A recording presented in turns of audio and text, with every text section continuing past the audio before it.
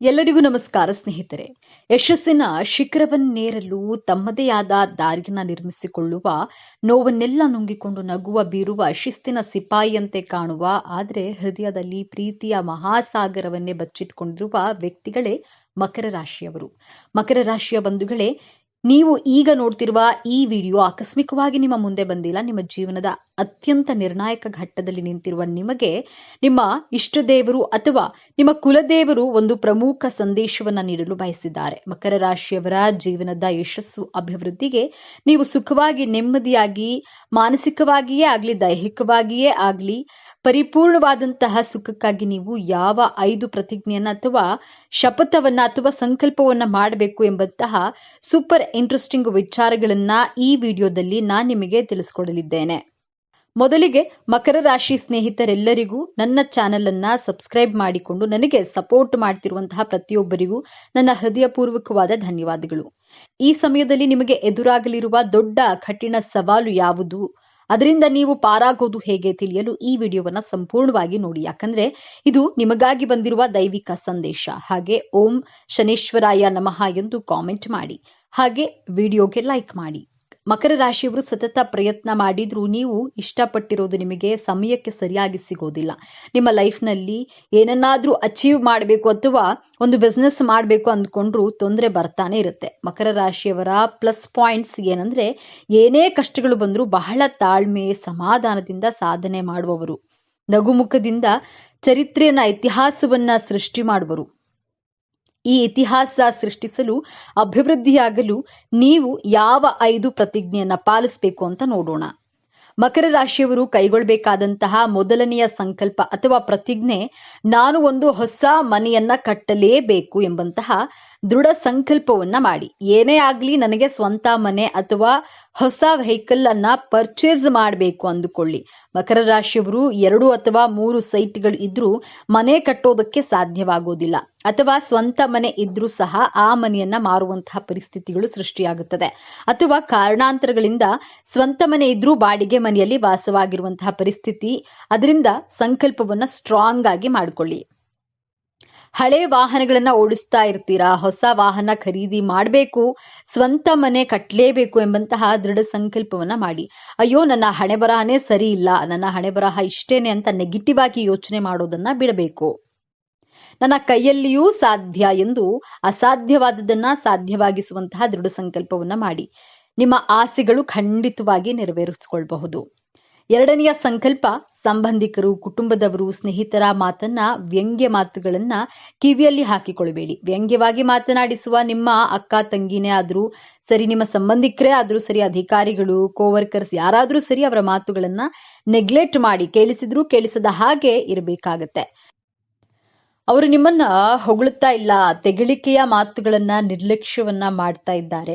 ನಿನಗೆ ವಯಸ್ಸಾಗ್ತಿದೆ, ಏನ್ ಸಾಧನೆ ಮಾಡಿಲ್ಲ ಅಂತ ಹೇಳಿದ್ರು ತಲೆ ಕೆಡಿಸ್ಕೊಳ್ಬೇಡಿ. ನಿಮ್ಮ ತಾಕತ್ತು, ನಿಮ್ಮ ಶಕ್ತಿ, ನಿಮ್ಮ ಸಾಮರ್ಥ್ಯ, ನಿಮ್ಮ ಟ್ಯಾಲೆಂಟ್ ಬಗ್ಗೆ ನಿಮಗೆ ಗೊತ್ತು, ಅವರಿಗೇನು ಗೊತ್ತಿರುತ್ತೆ ಅಲ್ವಾ. ಆದ್ದರಿಂದ ನಿಮ್ಮ ಸಾಮರ್ಥ್ಯದ ಮೇಲೆ ನಂಬಿಕೆಯನ್ನ ಇಟ್ಟು ಬೇರೆಯವರ ನಿರ್ಲಕ್ಷ್ಯದ ಮಾತುಗಳನ್ನ ಇಗ್ನೋರ್ ಮಾಡುವಂತಹ ಸಂಕಲ್ಪವನ್ನ ತೆಗೆದುಕೊಳ್ಬೇಕಾಗತ್ತೆ. ಹಾಲಿಗೆ ಒಂದೇ ಒಂದು ಹನಿ ಹುಳಿಯನ್ನ ಹಿಂಡಿದ್ರೆ ಸಾಕು, ಆ ಹಾಲು ಒಡೆದು ಹೋಗುತ್ತೆ. ನೀವು ಈ ರೀತಿ ನೆಗೆಟಿವ್ ಆಗಿ ಮಾತನಾಡುವವರ ಕಡೆ ಕಿವಿಗೊಡದೆ ನಿಮ್ಮ ಗೋಲ್ ಕಡೆ ಫೋಕಸ್ಡ್ ಆಗಿರ್ಬೇಕಾಗತ್ತೆ. ಈ ಸಂಕಲ್ಪವನ್ನ ಖಂಡಿತವಾಗಿಯೂ ಮಾಡಿ. ಮೂರನೆಯ ಪ್ರತಿಜ್ಞೆ, ಹಾರ್ಡ್ ವರ್ಕ್ ಮಾಡುವಂತಹ ಬರದಲ್ಲಿ ಆರೋಗ್ಯವನ್ನ ಕೆಡಿಸ್ಕೊಳ್ಳೋದಕ್ಕೆ ಹೋಗಬೇಡಿ. ಆರೋಗ್ಯ ಚೆನ್ನಾಗಿದ್ರೆ ನಾವು ಜೀವನದಲ್ಲಿ ಯಾವ ಸಾಧನೆಯನ್ನಾದ್ರೂ ಮಾಡಬಹುದು, ಹಣವನ್ನ ಸಹ ದುಡಿಯಬಹುದು. ಆದ್ರೆ ಆರೋಗ್ಯವನ್ನ ಚೆನ್ನಾಗಿಟ್ಕೊಂಡ್ರೆ ಮಾತ್ರ ಹಣವನ್ನ ದುಡಿಯಲು ಸಾಧ್ಯ. ನಿಮ್ಮ ಮಾನಸಿಕ ಹಾಗೂ ದೈಹಿಕ ಆರೋಗ್ಯದ ಕಡೆ ಹೆಚ್ಚಿನ ಗಮನವನ್ನ ಕೊಡಿ. ನಿಮ್ಮ ಮನಸ್ಸಿಗೆ ಅನಿಸಿದ ಹಾಗೆ ಮನಸ್ಫೂರ್ತಿಯಾಗಿ ಕೆಲಸವನ್ನ ಮಾಡಿ. ನಿಮಗೆ ಇಷ್ಟವಾದಂತಹ ಊಟವನ್ನ ಮಾಡಿ. ಬೇರೆಯವರಿಗೋಸ್ಕರ ಕಾಂಪ್ರಮೈಸ್ ಮಾಡ್ಕೊಳ್ಳೋದನ್ನ, ಅಡ್ಜಸ್ಟ್ ಮಾಡ್ಕೊಳ್ಳೋದನ್ನ, ನಿಮ್ಮ ಮನದಾಳದ ಇಚ್ಛೆಗಳಿಗೆ ವಿರುದ್ಧವಾಗಿ ನಡೆದುಕೊಳ್ಬೇಡಿ. ನಂತರ ಪಶ್ಚಾತ್ತಾಪವನ್ನ ಪಡೋ ಹಾಗಿಲ್ಲ. ನನ್ನ ಆರೋಗ್ಯವನ್ನ ಕಾಪಾಡಿಕೊಳ್ತೇನೆ ಅಂತ ಸಂಕಲ್ಪ ಮಾಡಿ. ನೀವು ಮಾನಸಿಕವಾಗಿ ಕುಗ್ಗಿದಾಗ ಇದು ನಿಮ್ಮ ದೈಹಿಕ ಆರೋಗ್ಯದ ಮೇಲೆಯೂ ಕೂಡ ಸಹ ಪ್ರಭಾವವನ್ನು ಬೀರುತ್ತೆ. ಆದ್ದರಿಂದ ಏನೇ ಕಷ್ಟ ಬಂದರೂ ನಗುಮುಖದಿಂದ ಸ್ವಾಗತಿಸಿ. ಮೆಂಟಲಿ ಫಿಸಿಕಲಿ ಬ್ಯಾಲೆನ್ಸ್ಡ್ ಆಗಿರುವಂತಹ ಸಂಕಲ್ಪವನ್ನ ಮಾಡಿ. 4ನೇಯದ್ದಾಗಿ ಮಕರ ರಾಶಿಯವರು ತನ್ನ ಜನ್ಮಸ್ಥಳದಿಂದ ದೂರ ಹೋದ್ರೆ ಆದಾಯ ಹೆಚ್ಚಾಗಿ ಆಗುವುದು. ಆದ್ರಿಂದ ನೀವು ಹುಟ್ಟಿರುವಂತಹ ಊರಿನಿಂದ 100 ಕಿಲೋಮೀಟರ್ ಅಥವಾ 500 ಕಿಲೋಮೀಟರ್ ಅಥವಾ ಫಾರಿನ್ನಲ್ಲಿ ಜಾಬ್ ಆಫರ್ ಬಂದರೂ ಸಹ ಭಯಪಡದೆ ಹೊರದೇಶದಲ್ಲಿ ದುಡಿದಾಗ ನಿಮಗೆ ಹೆಚ್ಚಿನ ಸಕ್ಸಸ್ ಲಾಭ ಸಿಗೋದು.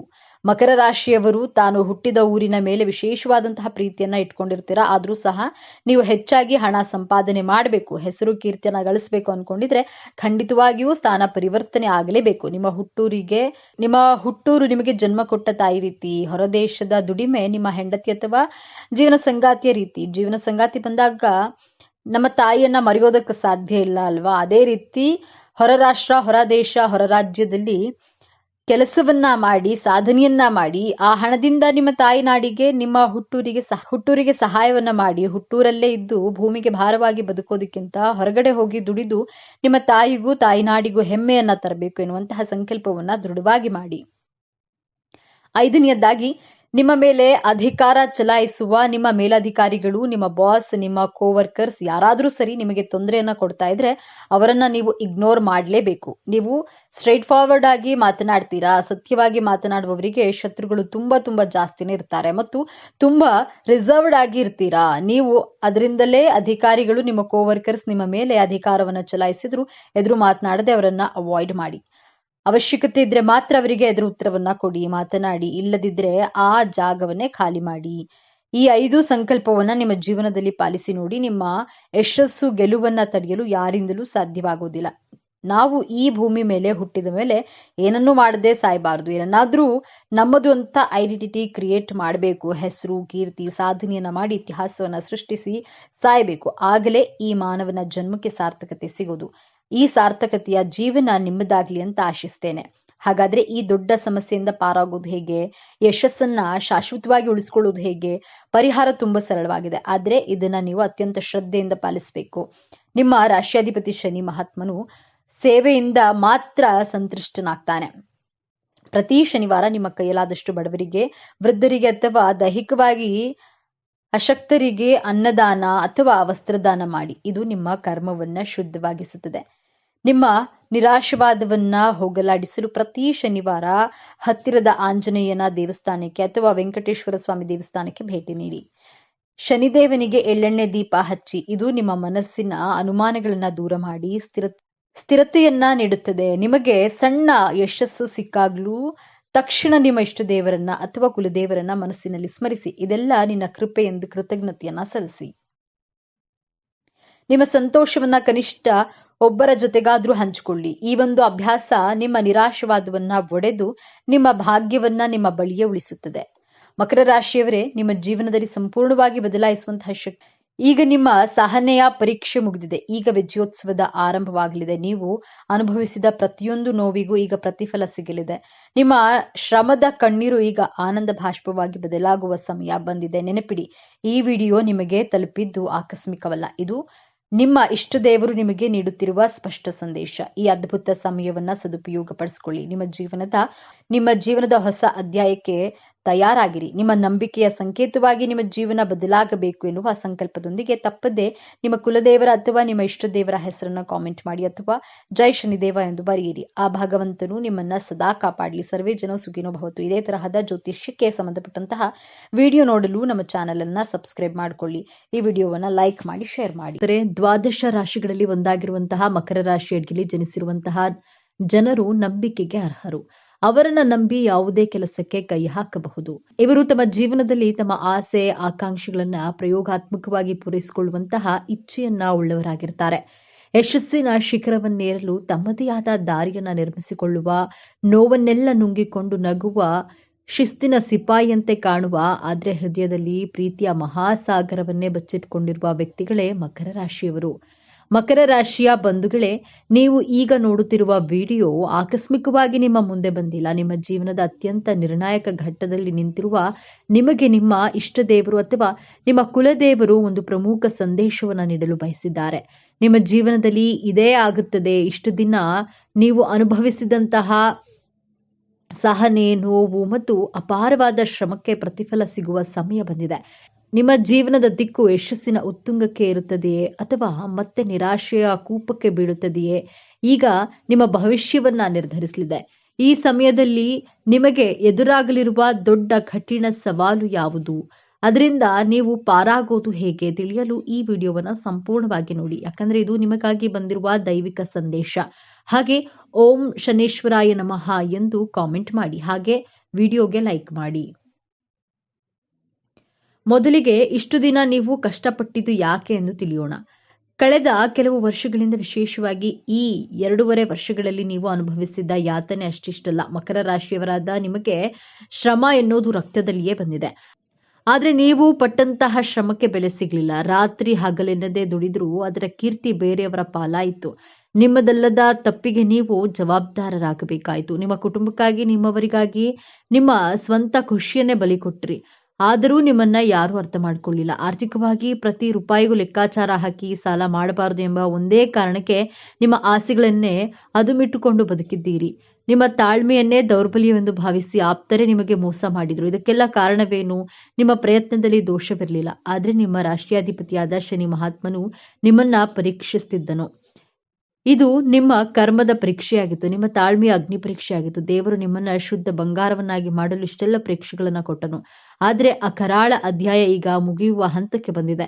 ಹೌದು, ಈ ಸಮಯದಲ್ಲಿ ನಿಮ್ಮ ಜೀವನದ ಸುವರ್ಣ ಯುಗ ಎಂದು ಬರೆದುಕೊಳ್ಳಿ. ಗುರುಬಲದ ಸಂಪೂರ್ಣ ಕೃಪೆ ಮತ್ತು ನಿಮ್ಮದೇ ರಾಷ್ಟ್ರಾಧಿಪತಿಯಾದ ಶನಿ ಮಹಾತ್ಮನು ನಿಮ್ಮ ಶ್ರಮ ಮತ್ತು ಸಹನೆಗೆ ಈಗ ಪ್ರತಿಫಲವನ್ನ ನೀಡಲು ಸಿದ್ಧನಾಗಿದ್ದಾನೆ. ನಿಮ್ಮ ಜೀವನದ ಪ್ರತಿಯೊಂದು ಕ್ಷೇತ್ರವೂ ಹೇಗೆ ಅದ್ಭುತವಾಗಿ ಬದಲಾಗುತ್ತೆ ಎಂದು ಈಗ ಒಂದೊಂದಾಗಿ ನೋಡೋಣ. ಅದು ಅತ್ಯಂತ ಪ್ರಮುಖವಾದ ಬದಲಾವಣೆ. ಮಕರ ರಾಶಿಯವರಿಗೆ ತಮ್ಮ ವೃತ್ತಿಯ ಪ್ರಾಣ ಎಷ್ಟೋ ದಿನಗಳಿಂದ ಒಂದೇ ಜಾಗದಲ್ಲಿ ಎಷ್ಟೇ ದುಡಿದ್ರೂ ಗುರುತಿಸುವಿಕೆ ಸಿಗದೆ ನೊಂದಿದ್ರೆ, ಆದರೆ ಈ ಉತ್ತಮ ಸಮಯದಲ್ಲಿ ಗ್ರಹಗಳ ಸಂಚಾರವು ನಿಮ್ಮ ಕರ್ಮಸ್ಥಾನ ಮತ್ತು ಲಾಭಸ್ಥಾನವನ್ನು ಅತ್ಯಂತ ಬಲಪಡಿಸುತ್ತಿದೆ.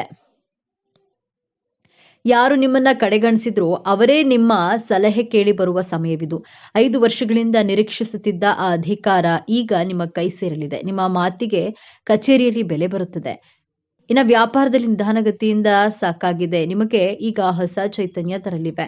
ಸರ್ಕಾರಿ ಸಂಬಂಧಿತ ಕಾಂಟ್ರಾಕ್ಟ್ಗಳು ಅಥವಾ ಭೂಮಿಗೆ ಸಂಬಂಧಿಸಿದ ವ್ಯವಹಾರಗಳಲ್ಲಿ ದೊಡ್ಡ ಯಶಸ್ಸು ಸಿಗಲಿದೆ. ಉದ್ಯೋಗ ಬದಲಾವಣೆಗೆ ಇದು ಸುವರ್ಣ ಅವಕಾಶ. ನಿಮಗೆ ಬರುವ ಹೊಸ ಅವಕಾಶ ನಿಮ್ಮ ಸಂಬಳವನ್ನ ದ್ವಿಗುಣಗೊಳಿಸುವ ಶಕ್ತಿ ಹೊಂದಿದೆ. ಆರ್ಥಿಕವಾಗಿ ನೀವು ಸಾಲ ಮುಕ್ತರಾಗುವ ಸಮಯವಿದು. ಬರೋದಿಲ್ಲ ಎಂದುಕೊಂಡಿದ್ದ ಹಳೆಯ ಹಣ, ನಿಂತು ಹೋಗಿದ್ದ ಪೇಮೆಂಟ್ ಎಲ್ಲವೂ ನಿಮ್ಮ ಕೈ ಸೇರಲಿದೆ. ಮುಖ್ಯವಾಗಿ ಈ ಸಮಯದಲ್ಲಿ ನೀವು ಸ್ಥಿರ ಆಸ್ತಿ ಅಂದ್ರೆ ಸ್ವಂತ ಮನೆ, ಜಾಗ ಅಥವಾ ಭೂಮಿಯನ್ನ ಖರೀದಿಸುವ ಯೋಗ ಬಲವಾಗಿ ಕಂಡು ಬಂದಿದೆ. ಲಕ್ಷ್ಮೀ ದೇವಿಯು ನಿಮ್ಮ ಮನೆಯಲ್ಲಿ ಸ್ಥಿರವಾಗಿ ನೆಲೆಸ್ತಾಳೆ. ನಿಮ್ಮ ಬೆನ್ನ ಹಿಂದೆ ಮಾತನಾಡುವವರು, ನಿಮ್ಮ ಏಳಿಗೆಯನ್ನ ಸಹಿಸದ ಗುಪ್ತ ಶತ್ರುಗಳಿಂದ ನೀವು ಬಹಳ ನೊಂದಿದ್ದೀರಿ.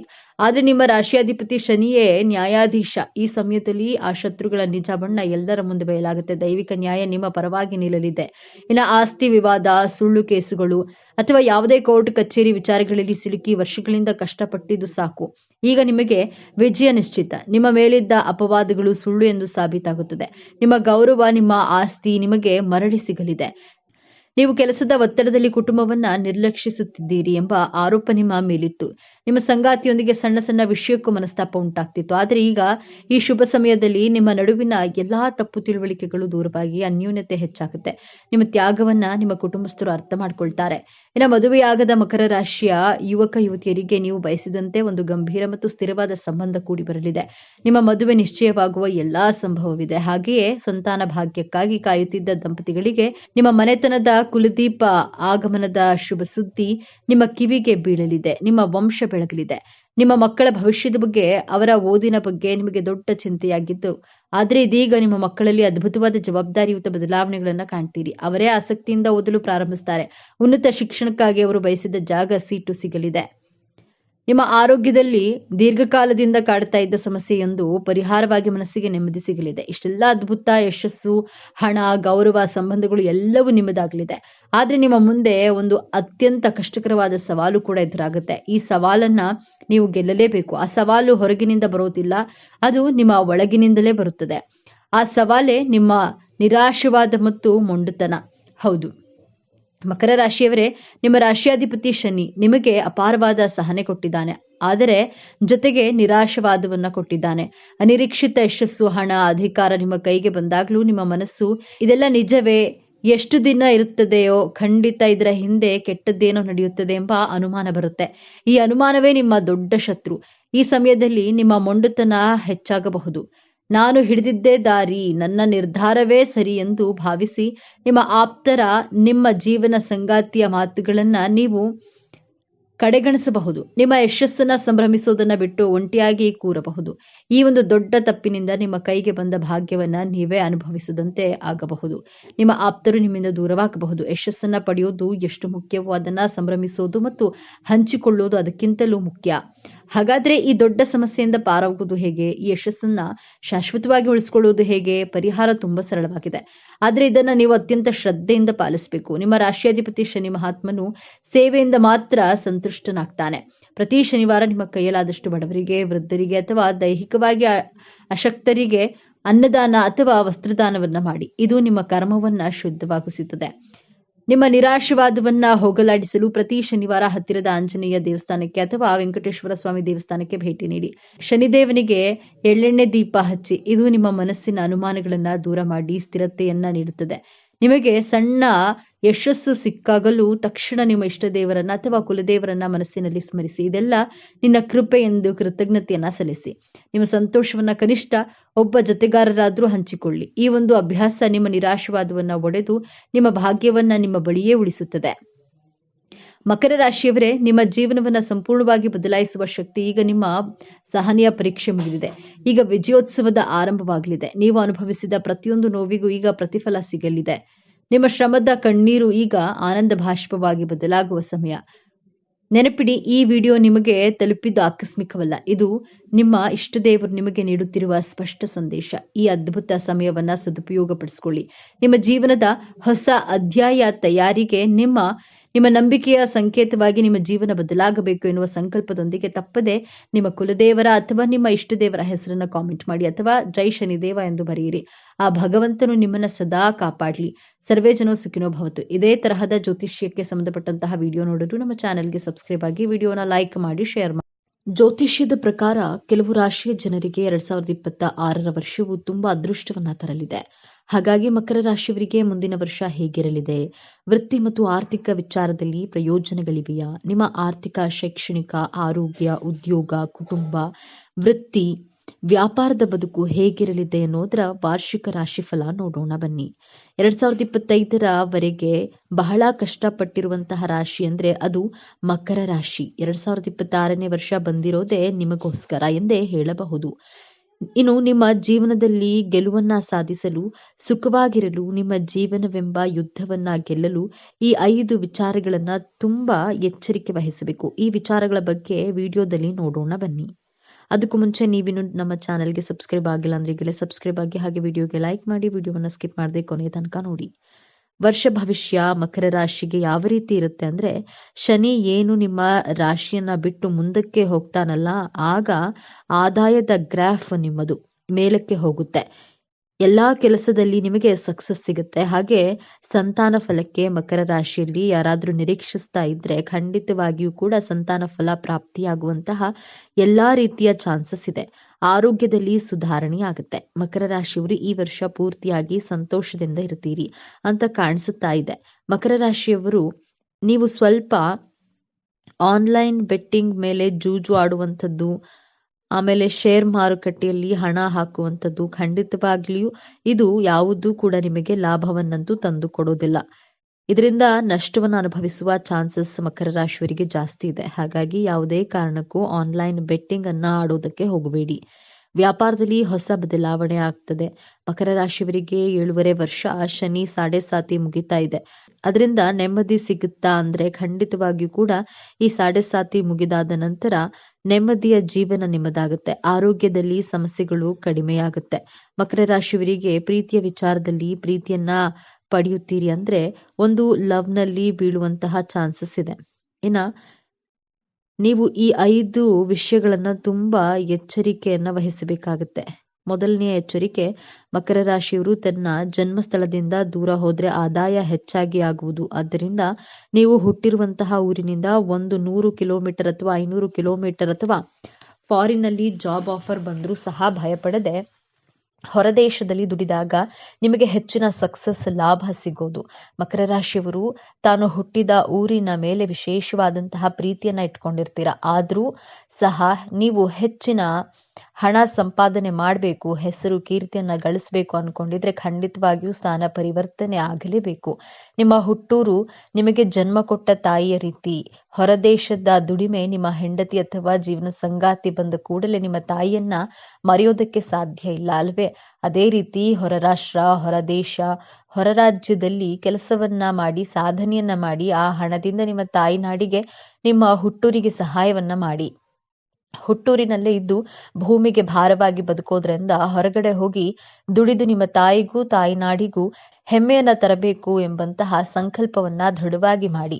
ಎರಡನೆಯ ಎಚ್ಚರಿಕೆ, ಸಂಬಂಧಿಕರು, ಕುಟುಂಬದವರು, ಸ್ನೇಹಿತರು ಮಾತನ್ನ ವ್ಯಂಗ್ಯ ಮಾತುಗಳನ್ನ ಕಿವಿಯಲ್ಲಿ ಹಾಕಿಕೊಳ್ಬೇಡಿ. ವ್ಯಂಗ್ಯವಾಗಿ ಮಾತನಾಡುವ ನಿಮ್ಮ ಅಕ್ಕ ತಂಗಿನೇ ಆದ್ರೂ ಸರಿ, ಸಂಬಂಧಿಕರೇ ಆಗಿದ್ರು, ಅಧಿಕಾರಿಗಳು, ಕೋವರ್ಕರ್ಸ್ ಯಾರಾದ್ರೂ ಸರಿ, ಅವರ ಮಾತುಗಳನ್ನ ನೆಗ್ಲೆಕ್ಟ್ ಮಾಡಿ. ಕೇಳಿಸಿದ್ರು ಕೇಳಿಸದ ಹಾಗೆ ಇರಬೇಕಾಗತ್ತೆ. ನಿನಗೆ ವಯಸ್ಸಾಗ್ತಿದೆ, ಏನು ಸಾಧನೆ ಮಾಡಿಲ್ಲ ಅಂತ ಹೇಳಿದ್ರೆ ತಲೆ ಕೆಡಿಸ್ಕೊಳ್ಬೇಡಿ. ನಿಮ್ಮ ತಾಕತ್ತು, ನಿಮ್ಮ ಶಕ್ತಿ, ನಿಮ್ಮ ಸಾಮರ್ಥ್ಯ, ನಿಮ್ಮ ಟ್ಯಾಲೆಂಟ್ ನಿಮಗೆ ಗೊತ್ತು, ಅವರಿಗೇನು ಗೊತ್ತಿರುತ್ತೆ ಅಲ್ವಾ? ಆದ್ದರಿಂದ ನಿಮ್ಮ ಸಾಮರ್ಥ್ಯದ ಮೇಲೆ ನಂಬಿಕೆಯನ್ನ ಇಟ್ಟು ಬೇರೆಯವರ ನಿರ್ಲಕ್ಷ್ಯದ ಮಾತುಗಳನ್ನ ಇಗ್ನೋರ್ ಮಾಡುವಂತಹ ಸಂಕಲ್ಪವನ್ನ ಮಾಡಬೇಕಾಗುತ್ತೆ. ಹಾಲಿಗೆ ಒಂದೇ ಒಂದು ಹನಿ ಹುಳಿ ಹಿಂಡಿದ್ರೆ ಸಾಕು, ಆ ಹಾಲು ಒಡೆದು ಹೋಗುತ್ತೆ. ನೀವು ಈ ರೀತಿ ನೆಗೆಟಿವ್ ಆಗಿ ಮಾತನಾಡುವವರ ಕಡೆಗೆ ಕಿವಿಗೊಡದೆ ನಿಮ್ಮ ಗೋಲ್ ಕಡೆಗೆ ಫೋಕಸ್ಡ್ ಆಗಿರ್ಬೇಕಾಗತ್ತೆ. ಮೂರನೆಯ ಎಚ್ಚರಿಕೆ, ಹಾರ್ಡ್ ವರ್ಕ್ ಮಾಡುವಂತಹ ಭರದಲ್ಲಿ ಆರೋಗ್ಯವನ್ನ ಕೆಡಿಸ್ಕೊಳ್ಳೋದಕ್ಕೆ ಹೋಗ್ಬೇಡಿ. ಆರೋಗ್ಯ ಚೆನ್ನಾಗಿದ್ರೆ ನೀವು ಜೀವನದಲ್ಲಿ ಯಾವ ಸಾಧನೆಯನ್ನಾದ್ರೂ ಮಾಡಬಹುದು, ಹಣವನ್ನ ಸಹ ದುಡಿಯಬಹುದು. ಆದ್ರೆ ಆರೋಗ್ಯವನ್ನ ಚೆನ್ನಾಗಿ ಇಟ್ಕೊಂಡ್ರೆ ಮಾತ್ರ ಹಣವನ್ನ ದುಡಿಯಲು ಸಾಧ್ಯ. ನಿಮ್ಮ ಮಾನಸಿಕ ಹಾಗೂ ದೈಹಿಕ ಆರೋಗ್ಯದ ಕಡೆಗೆ ಹೆಚ್ಚಿನ ಗಮನವನ್ನ ಕೊಡಿ. ನಿಮ್ಮ ಮನಸ್ಸಿಗೆ ಅನಿಸಿದ ಹಾಗೆ ಮನಸ್ಫೂರ್ತಿಯಾಗಿ ಕೆಲಸವನ್ನ ಮಾಡಿ. ನಿಮಗೆ ಇಷ್ಟವಾದಂತಹ ಊಟವನ್ನ ಮಾಡಿ. ಬೇರೆಯವರಿಗೋಸ್ಕರ ಕಾಂಪ್ರಮೈಸ್ ಮಾಡಿಕೊಳ್ಳೋದು, ಅಡ್ಜಸ್ಟ್ ಮಾಡಿಕೊಳ್ಳೋದು, ನಿಮ್ಮ ಮನದಾಳದ ಇಚ್ಛೆಗಳಿಗೆ ವಿರುದ್ಧವಾಗಿ ನಡೆದುಕೊಳ್ಬೇಡಿ. ನಂತರ ಪಶ್ಚಾತ್ತಾಪವನ್ನ ಪಡೋ ಹಾಗಿಲ್ಲ. ನನ್ನ ಆರೋಗ್ಯವನ್ನ ಕಾಪಾಡಿಕೊಳ್ತೇನೆ ಅಂತ ಸಂಕಲ್ಪ ಮಾಡಿ. ನೀವು ಮಾನಸಿಕವಾಗಿ ಕುಗ್ಗಿದಾಗ ಇದು ನಿಮ್ಮ ದೈಹಿಕ ಆರೋಗ್ಯದ ಮೇಲೆಯೂ ಸಹ ಪ್ರಭಾವವನ್ನ ಬೀರುತ್ತೆ. ಆದ್ದರಿಂದ ಏನೇ ಕಷ್ಟ ಬಂದ್ರೂ ನಗುಮುಖದಿಂದ ಸ್ವಾಗತಿಸಿ ಮೆಂಟಲಿ, ಫಿಸಿಕಲಿ ಬ್ಯಾಲೆನ್ಸ್ಡ್ ಆಗಿರುವಂತಹ ಸಂಕಲ್ಪವನ್ನ ಮಾಡಿ. ನಾಲ್ಕನೆಯದಾಗಿ, ನಾನು ಒಂದು ಹೊಸ ಮನೆಯನ್ನ ಕಟ್ಟಲೇಬೇಕು ಎಂಬಂತಹ ದೃಢ ಸಂಕಲ್ಪವನ್ನ ಮಾಡಿ. ಏನೇ ಆಗ್ಲಿ ನನಗೆ ಸ್ವಂತ ಮನೆ ಅಥವಾ ಹೊಸ ವೆಹಿಕಲ್ ಅನ್ನ ಪರ್ಚೇಸ್ ಮಾಡಬೇಕು ಅಂದ್ಕೊಳ್ಳಿ. ಮಕರ ರಾಶಿಯವರು 2 ಅಥವಾ 3 ಸೈಟ್ಗಳಿದ್ರೂ ಮನೆ ಕಟ್ಟೋದಕ್ಕೆ ಸಾಧ್ಯವಾಗೋದಿಲ್ಲ. ಅಥವಾ ಸ್ವಂತ ಮನೆ ಇದ್ರೂ ಸಹ ಆ ಮನೆಯನ್ನ ಮಾರುವಂತಹ ಪರಿಸ್ಥಿತಿಗಳು ಸೃಷ್ಟಿಯಾಗುತ್ತವೆ. ಅಥವಾ ಕಾರಣಾಂತರಗಳಿಂದ ಸ್ವಂತ ಮನೆ ಇದ್ರೂ ಬಾಡಿಗೆ ಮನೆಯಲ್ಲಿ ವಾಸವಾಗಿರುವಂತಹ ಪರಿಸ್ಥಿತಿ. ಆದ್ದರಿಂದ ಸಂಕಲ್ಪವನ್ನ ಸ್ಟ್ರಾಂಗ್ ಆಗಿ ಮಾಡ್ಕೊಳ್ಳಿ. ಹಳೆಯ ವಾಹನಗಳನ್ನ ಓಡಿಸ್ತಾ ಇದ್ರೆ ಹೊಸ ವಾಹನ ಖರೀದಿ ಮಾಡಬೇಕು, ಸ್ವಂತ ಮನೆ ಕಟ್ಟಲೇಬೇಕು ಎಂಬಂತಹ ದೃಢ ಸಂಕಲ್ಪವನ್ನ ಮಾಡಿ. ಅಯ್ಯೋ, ನನ್ನ ಹಣೆ ಬರಹ ಸರಿ ಇಲ್ಲ, ನನ್ನ ಹಣೆ ಬರಹ ಇಷ್ಟೇನೆ ಅಂತ ನೆಗೆಟಿವ್ ಆಗಿ ಯೋಚನೆ ಮಾಡೋದನ್ನ ಬಿಡಬೇಕಾಗುತ್ತೆ. ನನ್ನ ಕೈಯಲ್ಲಿಯೂ ಸಾಧ್ಯ ಎಂದು ಅಸಾಧ್ಯವಾದದ್ದನ್ನ ಸಾಧ್ಯವಾಗಿಸುವಂತಹ ದೃಢ ಸಂಕಲ್ಪವನ್ನ ಮಾಡಿ ನೋಡಿ. ನಿಮ್ಮ ಆಸೆಗಳು ಖಂಡಿತವಾಗಿಯೂ ನೆರವೇರಿಸಿಕೊಳ್ಳಬಹುದು. ಐದನೆಯದಾಗಿ, ನಿಮ್ಮ ಮೇಲೆ ಅಧಿಕಾರ ಚಲಾಯಿಸುವ ನಿಮ್ಮ ಮೇಲಧಿಕಾರಿಗಳು, ನಿಮ್ಮ ಬಾಸ್, ನಿಮ್ಮ ಕೋವರ್ಕರ್ಸ್ ಯಾರಾದ್ರೂ ಸರಿ ನಿಮಗೆ ತೊಂದರೆಯನ್ನ ಕೊಡ್ತಾ ಇದ್ರೆ ಅವರನ್ನ ನೀವು ಇಗ್ನೋರ್ ಮಾಡಲೇಬೇಕು. ನಿಮ್ಮ ಸ್ಟ್ರೈಟ್ ಫಾರ್ವರ್ಡ್ ಆಗಿ ಮಾತನಾಡ್ತೀರಾ, ಸತ್ಯವನ್ನ ಮಾತನಾಡುವವರಿಗೆ ಶತ್ರುಗಳು ತುಂಬಾ ಜಾಸ್ತಿನೇ ಇರ್ತಾರೆ ಹಾಗೂ ತುಂಬಾ ರಿಸರ್ವ್ಡ್ ಆಗಿರ್ತೀರಾ ನೀವು. ಆದ್ದರಿಂದಲೇ ಅಧಿಕಾರಿಗಳು, ನಿಮ್ಮ ಕೋವರ್ಕರ್ಸ್ ನಿಮ್ಮ ಮೇಲೆ ಅಧಿಕಾರವನ್ನ ಚಲಾಯಿಸಿದ್ರು ಎದುರು ಮಾತನಾಡದೆ ಅವರನ್ನ ಅವಾಯ್ಡ್ ಮಾಡಿ. ಅವಶ್ಯಕತೆ ಇದ್ರೆ ಮಾತ್ರ ಅವರಿಗೆ ಎದುರು ಉತ್ತರವನ್ನ ಕೊಡಿ, ಇಲ್ಲದಿದ್ರೆ ಆ ಜಾಗವನ್ನ ಖಾಲಿ ಮಾಡಿ. ನಿಮ್ಮ ಜೀವನದಲ್ಲಿ ಈ ನಿಯಮಗಳನ್ನ ಪಾಲಿಸಿ ನೋಡಿ. ನಿಮ್ಮ ಯಶಸ್ಸು, ಗೆಲುವನ್ನ ತಡೆಯಲು ಯಾರಿಂದಲೂ ಸಾಧ್ಯವಾಗೋದಿಲ್ಲ. ನಾವು ಈ ಭೂಮಿ ಮೇಲೆ ಹುಟ್ಟಿದ ಮೇಲೆ ಏನನ್ನು ಮಾಡದೆ ಸಾಯಬಾರದು. ಏನನ್ನಾದ್ರೂ ನಮ್ಮದು ಅಂತ ಐಡೆಂಟಿಟಿ ಕ್ರಿಯೇಟ್ ಮಾಡಬೇಕು. ಹೆಸರು, ಕೀರ್ತಿ, ಸಾಧನೆಯನ್ನ ಮಾಡಿ ಇತಿಹಾಸವನ್ನ ಸೃಷ್ಟಿಸಿ ಸಾಯಬೇಕು. ಆಗಲೇ ಈ ಮಾನವ ಜನ್ಮಕ್ಕೆ ಸಾರ್ಥಕತೆ ಸಿಗೋದು. ಈ ಸಾರ್ಥಕತೆಯ ಜೀವನ ನಿಮ್ಮದಾಗ್ಲಿ ಅಂತ ಆಶಿಸ್ತೇನೆ. ಮಕರ ರಾಶಿಯವರಿಗೆ ಶುಭ ಫಲಕ್ಕಾಗಿ ಸರಳ ಪರಿಹಾರಗಳು. ಮಹಾಮೃತ್ಯುಂಜಯ ಮಂತ್ರ. ಪ್ರತಿದಿನ ಮಹಾಮೃತ್ಯುಂಜಯ ಮಂತ್ರವನ್ನು ಪಠಿಸೋದ್ರಿಂದ ಅಥವಾ ಕೇಳೋದ್ರಿಂದ ಮಾತಿನ ಮೇಲೆ ಹಠೋತಿ ಸಾಧಿಸುವಿರಿ. ಹಣಕಾಸಿನ ತೊಂದರೆ ಉಂಟಾಗೋದಿಲ್ಲ. ಈ ದಾನಗಳಿಂದ ಶುಭ ಫಲ. ಕಡಲೆಬೇಳೆ ಮತ್ತು ಹಳದಿ ವಸ್ತ್ರವನ್ನ ದಾನ ನೀಡೋದ್ರಿಂದ ಕೆಲಸ ಕಾರ್ಯಗಳಲ್ಲಿ ಜಯ ಲಭಿಸುತ್ತದೆ. ದೇವಸ್ಥಾನ ಮತ್ತು ದೇವರ ಪೂಜೆ. ಶ್ರೀ ವಿಷ್ಣು ದೇವಾಲಯದಲ್ಲಿ ಪೂಜೆ ಮಾಡಿಸಿದ್ದಲ್ಲಿ ಉತ್ತಮ ಆರೋಗ್ಯ ಲಭಿಸುತ್ತೆ. ಶ್ರೀ ಪಂಚಮುಖಿ ಆಂಜನೇಯ ಸ್ವಾಮಿ ಪೂಜೆ ಮಾಡೋದ್ರಿಂದ ಮನದ ಆತಂಕ ದೂರವಾಗಲಿದೆ. ದಂಪತಿ ನಡುವೆ ಉತ್ತಮ ಸಾಮರಸ್ಯ ಏರ್ಪಡುತ್ತದೆ. ಈ ಬಣ್ಣದ ಕರವಸ್ತ್ರ ಉಪಯೋಗಿಸಿ. ಹಸಿರು ಮತ್ತು ನೀಲಿ ಬಣ್ಣದ ಕರವಸ್ತ್ರ ಬಳಸಿದ್ರೆ ನಿರೀಕ್ಷಿತ ಫಲಗಳು ದೊರೆಯಲಿದೆ. ಇವತ್ತಿನ ಈ ವಿಡಿಯೋವನ್ನ ಮುಗಿಸ್ತಾ ಇದ್ದೇನೆ. ಎಲ್ಲರಿಗೂ ಶುಭವಾಗ್ಲಿ. ಈ ವಿಚಾರಗಳನ್ನ ನಿಮಗೆ ಇಷ್ಟ ಆಗಿದೆ ಅಂತ ಭಾವಿಸ್ತೇನೆ.